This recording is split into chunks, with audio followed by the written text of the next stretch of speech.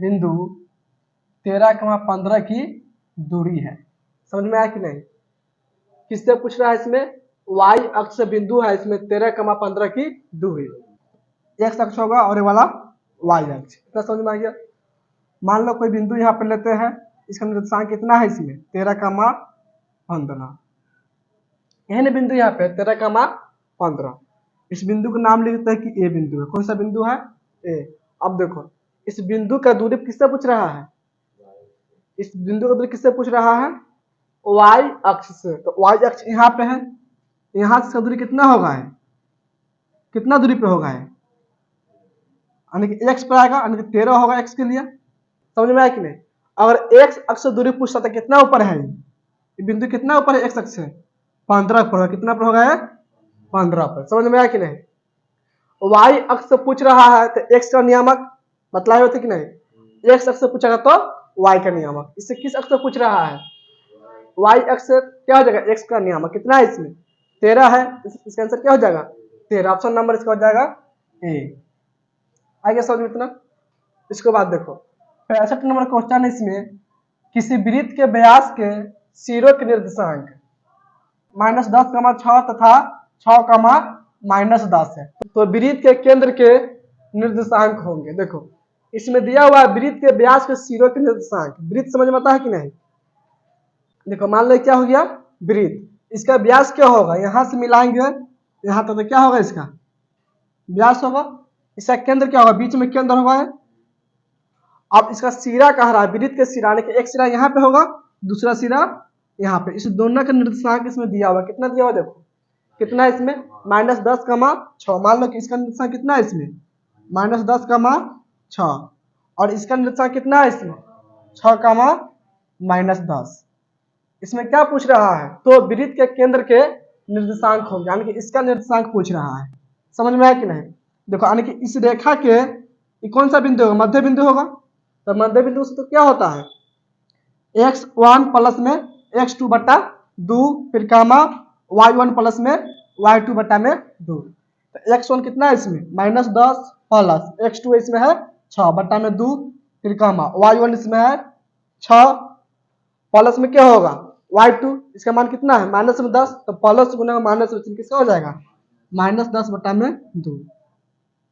देखो कितना हो जाएगा? -4 बटा में 2 कामा -4 बटा में 2। क्या मात्रा में कट जाएगा?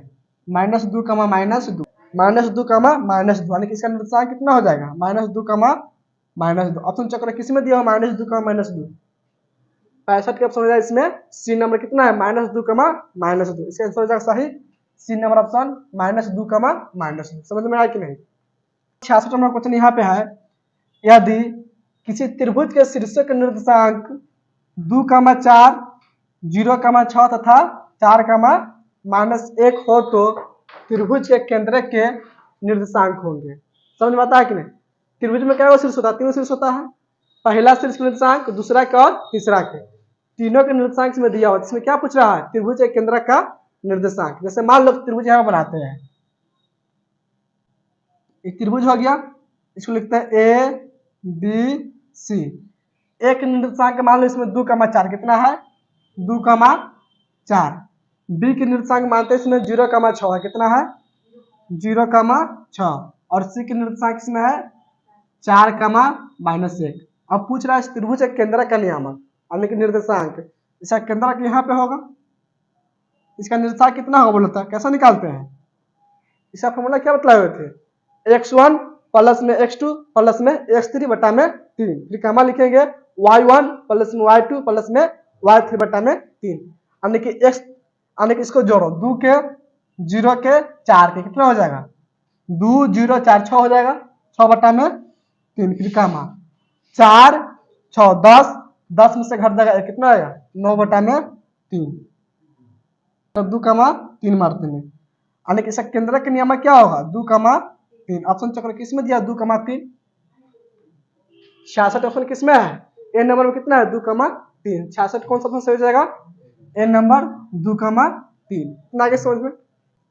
अब देखो इसका 67 नंबर क्वेश्चन है, बिंदु 13,19 से x अक्ष पर डाले गए लंब की लंबाई है समझ में आया कि नहीं। इसमें बिंदु क्या दिया 13,19, यानी कि 13 x के मान है, 19 y का मान है। मान लो कोई बिंदु यहाँ पे होगा, इस बिंदु का निर्देशांक कितना है इसमें 13,19, इस बिंदु का मान लेते हैं कि ए बिंदु है। अब देखो कहता है कि जो बिंदु है इस बिंदु से एक्स अक्ष पर डाले गए लंब की लंबाई है। अब इस बिंदु से हम एक्स अक्ष यहाँ पे है, इस पर लंब डालेंगे, इस लंब की लंबाई कितना होगा मतलब होता, यानी इसे कहने का मतलब है एक्स अक्ष से इस बिंदु की दूरी कितना है, कितना दूरी पे होगा 19 दूरी पे। कितना दूरी पे होगा 19 दूरी पे। समझ में आया कि नहीं, दूरी कितना होगा इसका 19। अगर यही क्वेश्चन पूछता कि बिंदु से y अक्ष पर डाले गए लंब की लंबाई तो क्या हो जाएगा, यहां से इस पर हम लंब डालते तो कितना दूरी पे हो जाता है 13 दूरी पे होता। समझ में आया कि नहीं। x अक्ष से पूछेगा तो y का नियामक, y अक्ष से पूछेगा तो x का नियामक। इसमें किस अक्ष से पूछ रहा है x अक्ष से, तो y का नियम कितना है इसमें 19। ऑप्शन क्या सर इसका, इसका ऑप्शन कौन सा सही जाएगा 19। ऑप्शन नंबर किस में है बी में, यानी कि 67 ऑप्शन कौन सा सही जाएगा इसमें बी नंबर 19। समझ में आया कि नहीं, नोट करो तो इसको। देखो 68 नंबर क्वेश्चन है, इसमें बिंदुओं -2,8 एवं -6,-4 को मिलाने वाली रेखाखंड का मध्य बिंदु किस चतुर्थांश में स्थित है। देखो यानी कि बिंदु इसमें दो दिया हुआ, पहला बिंदु मान लो यहाँ पे, दूसरा बिंदु यहाँ पे, इस दोनों का मध्य बिंदु जो होगा समझ में आ रहा है कि नहीं, किस चतुर्थांश में आएगा। जैसे मान लो एक बिंदु यहाँ पे है और एक बिंदु यहाँ पे, इस बिंदु का नाम लिखते हैं ए, इसको नाम लिखते हैं बी। ए के निर्देशांक मान लो -2,8 है और बी के निर्देशांक -6,-4 है।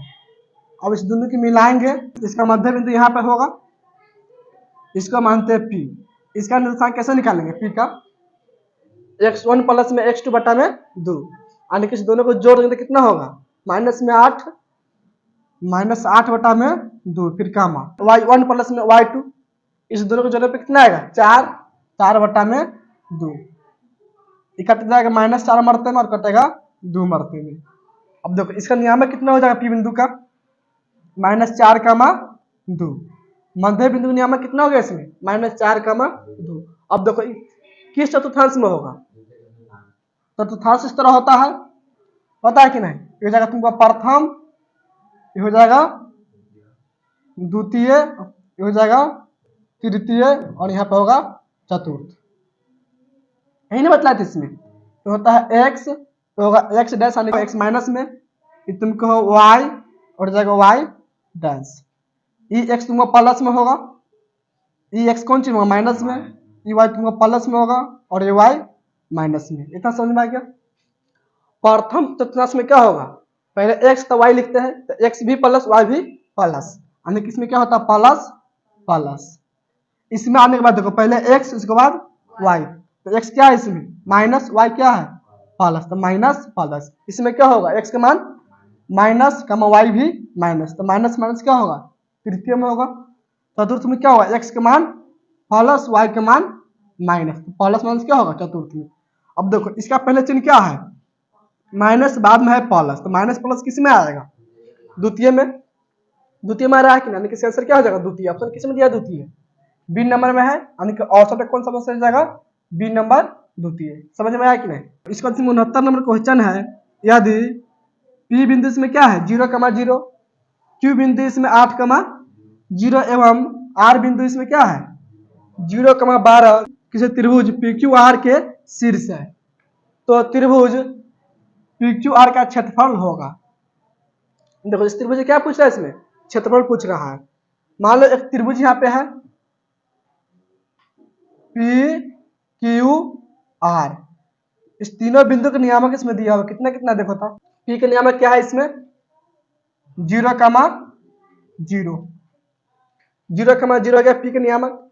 क्यू का नियामक कितना है इसमें 8,0, आर का नियामक इसमें है 0,12। इतना समझ में आया कि नहीं। देखो ये हो जाएगा x1, ये हो जाएगा x2, ये हो जाएगा x, यहाँ पे क्या हो जाएगा y1, ये हो जाएगा y2 और हो जाएगा y3। त्रिभुज क्षेत्रफल फॉर्मूला क्या होता है 1/2 इंटू में x1 इंटू में क्या होगा y2 माइनस में y3 फिर लिख लेंगे प्लस x2 y3 माइनस में y1 फिर प्लस में x3 y1 माइनस में y2। ये फॉर्मूला किसका होता है? त्रिभुज का क्षेत्रफल का। अब इसमें इसका मान डाल के इसको हल कर लेंगे। अब देखो इसको लिखें बराबर 1/2 इंटू में देखो x1 का मान कितना है? x1 का मान कितना है इसमें? 0। यहाँ पे क्या लिख लेंगे? 0 गुना इस पूरा का मान क्या होगा? कुछ भी आएगा 0 से गुना करने पर 0 होगा। इसका मान को छोड़ दो प्लस x2 का मान कितना है इसमें चेक करो। x2 का मान 8, तो यहाँ पे क्या लिख लेंगे? 8 फिर इंटू में देखो y3 का मान कितना है? 12, तो लिख लेंगे 12 माइनस में y1 का मान कितना है? 0, तो लिख लेंगे 0 फिर प्लस लिखेंगे x3 का मान कितना है इसमें? 0 है, तो 0 से गुना होगा तो क्या होगा? 0 होगा। इसमें कोई मान आया कि नहीं? तो 0 से गुना करने पर 0 ही हो जाएगा, तो 0 वाला को छोड़ देंगे। समझ में आया कि नहीं? अब इसको लेकर आप हल कर लो। 1/2 इंटू में क्या हो जाएगा? 8 गुना 12 में से घटा 0 तो कितना बचेगा?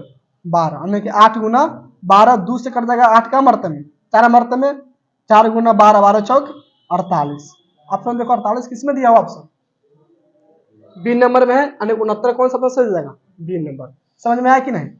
देखो अगर इसमें तुमको x1 का मान आ गया 0, x2 का मान 0, x3 का मान 0, इसमें से किसी का मान 0 आ जाएगा ना, जिसका मान 0 है उस पद को छोड़ देगा। इसका मान 0 आ गया तो इस पूरा को छोड़ देंगे, तो पूरा 0 हो जाएगा। x2 का मान 0 आएगा तो पूरा क्या हो जाएगा? 0 होगा। x3 का मान आएगा 0 तो क्या होगा? पूरा 0 हो जाएगा। समझ में आया कि नहीं? इसका आंसर क्या हो जाएगा? 48 हो जाएगा, ऑप्शन नंबर बी। नोट करो इसको। देखो 70 नंबर क्वेश्चन है। इसमें किसी त्रिभुज के शीर्ष बिंदुओं के निर्देशांक 0,6 0,0 एवं 8,0 है तो त्रिभुज की परिमिति होगी। इतना समझ में आया कि नहीं? देखो इसमें कोई त्रिभुज है ए बी सी, इस तीनों बिंदु का नियामक इसमें दिया होगा। कितने का दिया होगा देखो तो 0,6 मान लो पहला, यानी कि ए के हो गया। बी के मान लो कि 0,0 है और सी के मान लेते कितना है? 8,0 है। अब देखो ध्यान से, इसमें क्या निकालना है? इस त्रिभुज का परिमिति निकालना। परिमिति कैसे निकालते हैं? इस तीनों भुजा को जोड़ना पड़ेगा, यानी कि इसका परिमिति क्या हो जाएगा? ए बी प्लस में बी सी प्लस में ए सी। इसका परिमिति क्या होगा? ए बी प्लस में बी सी प्लस में ए सी। अब देखो हमको ए बी चाहिए, तो ए बी किससे निकालेंगे? ए और बी दोनों बिंदु के नियामक से निकालेंगे। बी सी भी निकाल सकते हैं और ए सी भी निकाल सकते हैं। किससे निकालेंगे? दूरी सूत्र से। देखो सबसे पहले ए बी निकालते हैं, तो ए बी का मान कितना आएगा इसमें? देखो तो दूरी सूत्र से फॉर्मूला क्या होता है? x1 माइनस में x2 का होल स्क्वायर प्लस में y1 माइनस में y2 का होल स्क्वायर, या ऐसे भी लिख सकते हैं x2 माइनस में x1 का होल स्क्वायर प्लस में y2 माइनस में y1 का होल स्क्वायर। अब देखो इसका जब दूरी निकालेंगे ए बी का, तो 0 माइनस में 0 का स्क्वायर क्या हो जाएगा? यहाँ पे 0 माइनस में 0 का स्क्वायर फिर प्लस क्या होगा इसमें? 6 माइनस में 0 का स्क्वायर, 6 माइनस में 0 के स्क्वायर, पूरा क्या हो जाएगा इसमें? रूट। अब देखो 0 में से घटा 0 तो कितना होगा? 0 0 का स्क्वायर 0, 6 में से घटा 0 तो कितना होगा? 6 6 का स्क्वायर 36। अब इस पूरा का हल करने में कितना आ जाएगा? 36 का रूट। 36 रूट कितना निकलेगा बाहर? 6, यानी कि ए बी का मान कितना होगा इसमें? 6 हो गया। इतना समझ में आ गया। अब निकाल लो इसमें बी सी। बी सी कैसे निकालेंगे?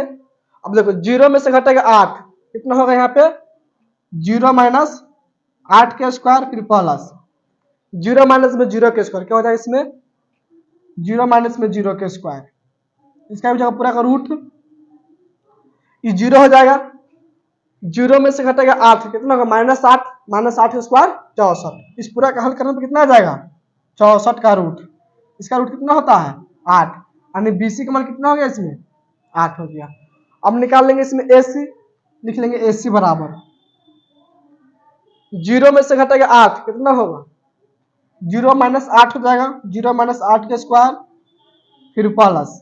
अब देखो 6 माइनस में 0 के स्क्वायर, 6 माइनस में 0 के स्क्वायर, पूरा हो जाएगा रूट बराबर। देखो 0 में से घटेगा 8, कितना? -8 का स्क्वायर 64 फिर प्लस 6 में से घटेगा 0 तो कितना होता है? 6 6 का स्क्वायर 36।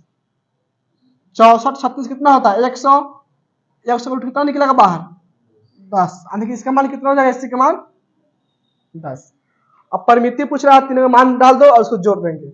यानी कि ए बी प्लस में बी सी प्लस में ए सी। ए बी का मान कितना हो गया इसमें 6 प्लस बी सी का मान 8 प्लस ए सी का मान 10। इस तीनों को जोड़ने पे कितना आएगा 8 6 8 14 14 10 24। यानी कि त्रिभुज का परिमिति कितना होगा 24। ऑप्शन चक्र 24 किसमें दिया हुआ है बी नंबर में है। यानी कि 70 का कौन सा जाएगा इसमें बी नंबर 24। समझ में आया कि नहीं। अब देखो 71 नंबर क्वेश्चन इसमें 71 नंबर क्वेश्चन है इसमें √81/2 है 1। यानी कौन सा संख्या है पहला ऑप्शन है परिमेय संख्या, दूसरा है अपरिमेय संख्या, दूसरा है इसमें अपरिमेय संख्या, तीसरा है पूर्णांक संख्या और चौथा ऑप्शन इसमें से कोई नहीं।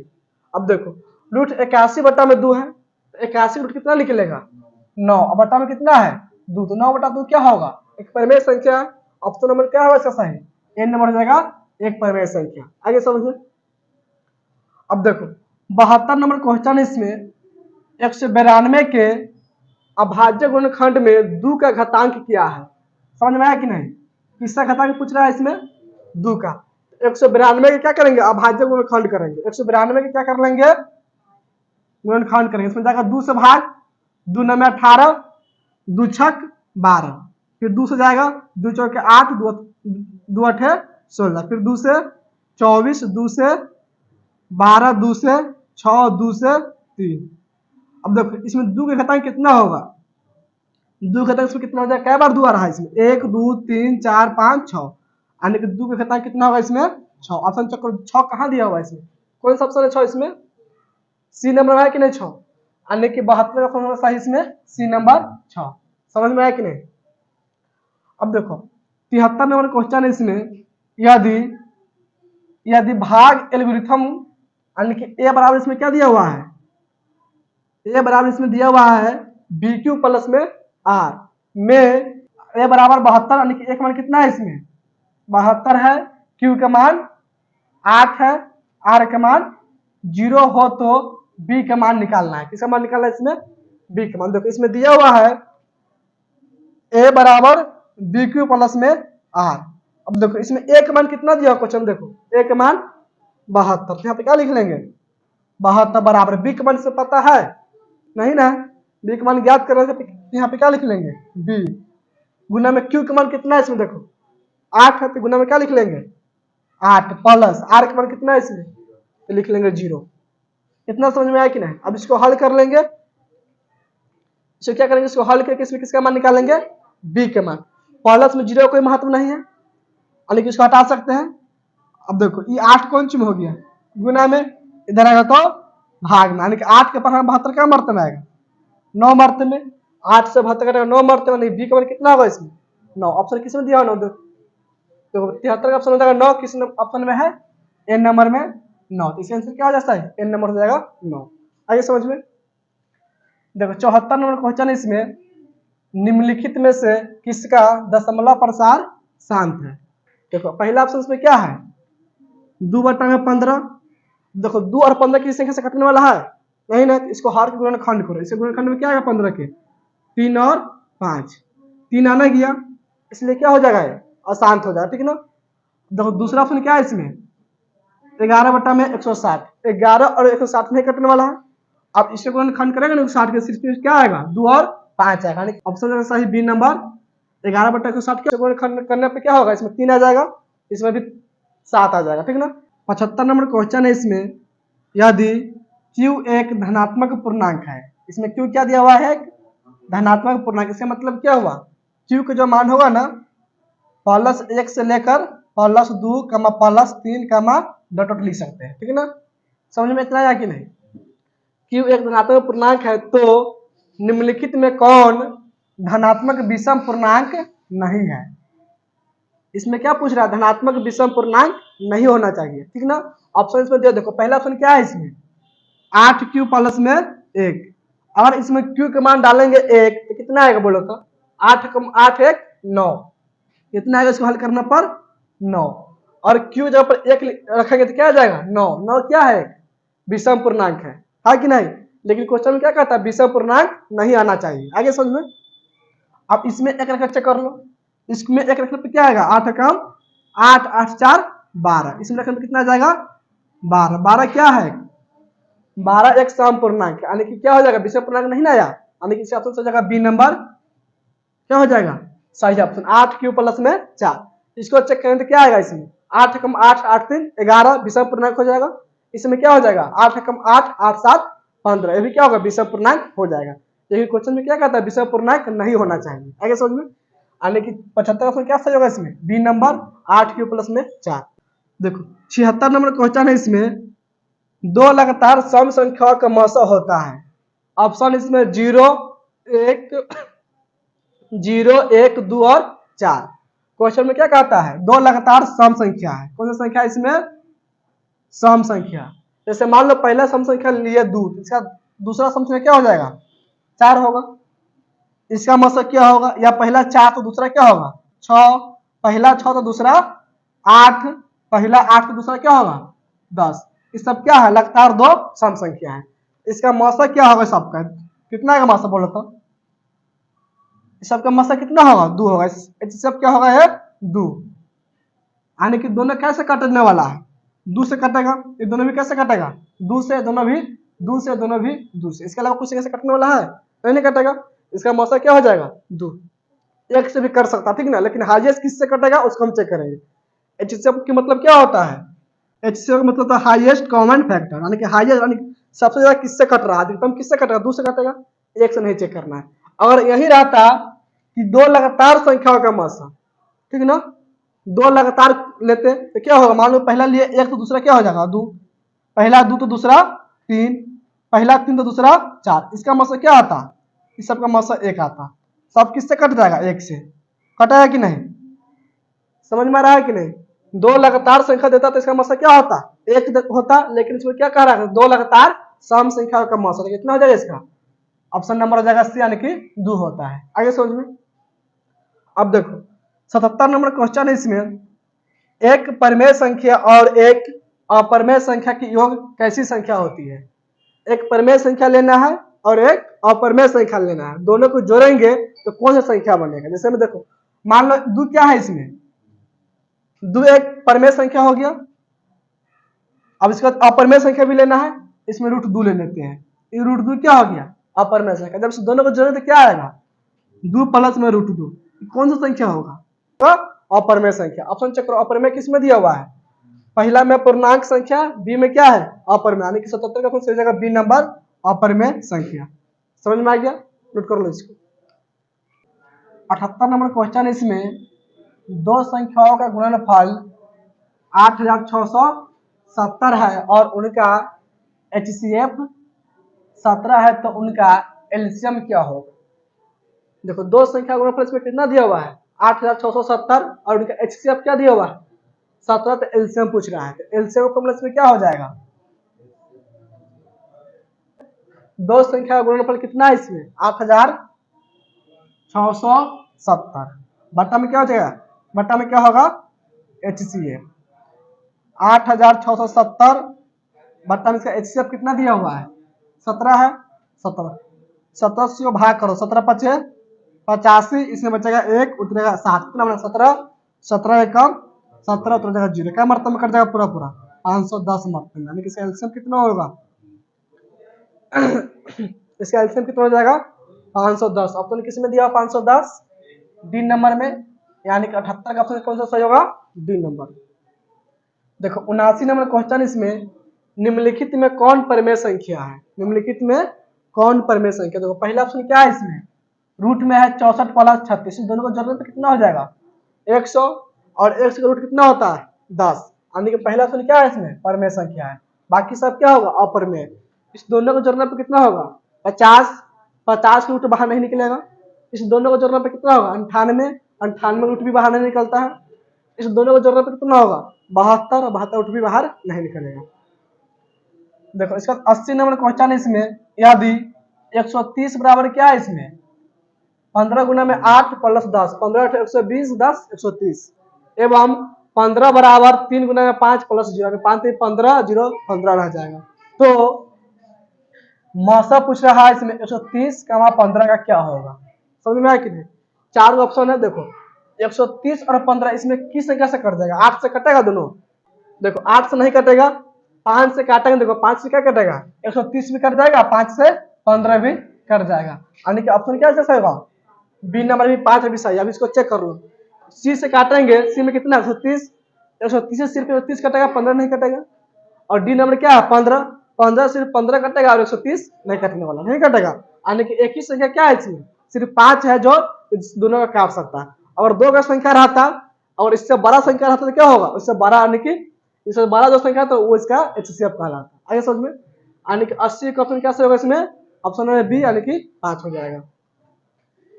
81 नंबर क्वेश्चन है इसमें, cos 60 डिग्री प्लस में 1 फिर बट्टा में क्या है cos 60 डिग्री माइनस में 1 बराबर होगा। क्या है क्वेश्चन इसमें, cos 60 डिग्री प्लस 1 फिर बट्टा में cos 60 डिग्री माइनस 1। देखो cos 60 डिग्री मान कितना होता है sin 30 डिग्री बराबर, यानी कि 1/2 प्लस 1, यानी कि 1/2 माइनस 1। अब देखो इस दोनों को जोड़ने पे कितना होगा, कि आधा लिखल है, ये 1 लिखल है, 1 में जोड़ो आधा कितना होगा, यानी कि 1.5 होगा कि नहीं, तो 1.5 कैसा लिख सकते हैं, 3 का आधा होगा, यानी कि 3/2। इसको बट्टा जो बनाएंगे तो कितना आ जाएगा 3/2, आधा में से घटेगा 1, क्या बचेगा माइनस में आधा, यानी कि -1/2। अब इसको लिखेंगे 3/2 गुना -2/1, यानी कि माइनस में क्या होगा 2 से 2 कट जाएगा, -3। ऑप्शन चेक करो -3 किस में दिया होगा, ऑप्शन चेक करो -3 किस में है, डी नंबर में, यानी कि 81 का क्या हो जाएगा इसमें, डी नंबर -3। देखो 82 नंबर क्वेश्चन इसमें, यदि a/5 बराबर क्या है, यदि a/5 बराबर 12 डिग्री, इतना समझ में आया कि नहीं, a/5 बराबर कितना है इसमें 12 डिग्री, तो 3 cosec स्क्वायर a का मान होगा। इसमें सबसे पहले a का मान निकाल लेंगे, इसमें दिया हुआ a/5 बराबर 12 डिग्री, तो a का मान कितना डिग्री होगा इसमें 12 पंचे 60 डिग्री। इसमें निकालना किसका मान है 3 cos स्क्वायर a, 3 cosec नहीं 3 cosec स्क्वायर a, 3 cosec। अब देखो a का मान क्या हो गया cosec स्क्वायर a का मान है 60 डिग्री, बराबर लिख देते हैं 3 गुना cosec square 60 degree, cosec 60 degree कितना होता है, cosec 60 डिग्री कितना होगा, यानी कि sin 60 डिग्री का उल्टा होगा, sin 60 डिग्री कितना होता है √3/2, इसे क्या होगा 2/√3, क्या हो जाएगा 2/√3, इसका हो जाएगा स्क्वायर, 3 गुना में 2 का स्क्वायर 4/√3 का स्क्वायर 3, 3 से 3 कट जाएगा कितना आएगा 4 आ जाएगा। ऑप्शन नंबर 4 किस में दिया हुआ है 82 का क्या होगा सही 4, ऑप्शन नंबर सी हो जाएगा। समझ में आ रहा है कि नहीं। देखो 83 नंबर क्वेश्चन है इसमें, sin 54 डिग्री माइनस में, sin 54 डिग्री माइनस में क्या है cos 36 डिग्री बराबर क्या होगा, इस दोनों में से किसी एक को चेंज करो, इसको चेंज करो या इसको चेंज करेंगे, समझ में आया कि नहीं। और इसको चेंज करेंगे तो क्या आ जाएगा cos 36 डिग्री, और इसको चेंज करते जाएगा sin 54 डिग्री, जो दोनों घटे क्या हो जाएगा 0 के बराबर। ऑप्शन नंबर क्या होगा इसमें ए नंबर सही हो जाएगा। अब देखो 84 नंबर क्वेश्चन है, cos 1 degree cos 2 degree cos 3 degree का मान डॉट है cos 90 डिग्री बराबर होगा। cos 90 डिग्री कितना होता है sin 0 डिग्री बराबर, यानी कि 0 होगा, 0 डिग्री से हम कुछ भी गुना करते क्या होगा 0 में किसी से गुना करते क्या होगा 0 होगा, यानी कि ऑप्शन नंबर इसका ए सही हो जाएगा। समझ में आया कि नहीं। cos 90 डिग्री कितना 0 होता है, 0 से इसका कोई भी मान आए गुना कर 0 ही ना होगा, यानी कि ऑप्शन नंबर ए इसका सही है।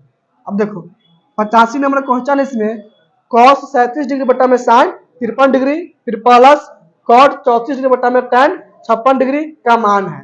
अब देखो इस दोनों में से किसी एक का चेंज करो और इस दोनों में से किसी एक का चेंज करेंगे।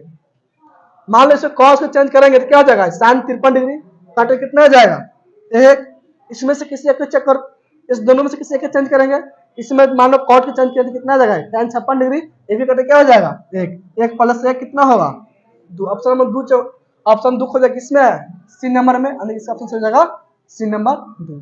आइए समझ में नोट कर लो इसको।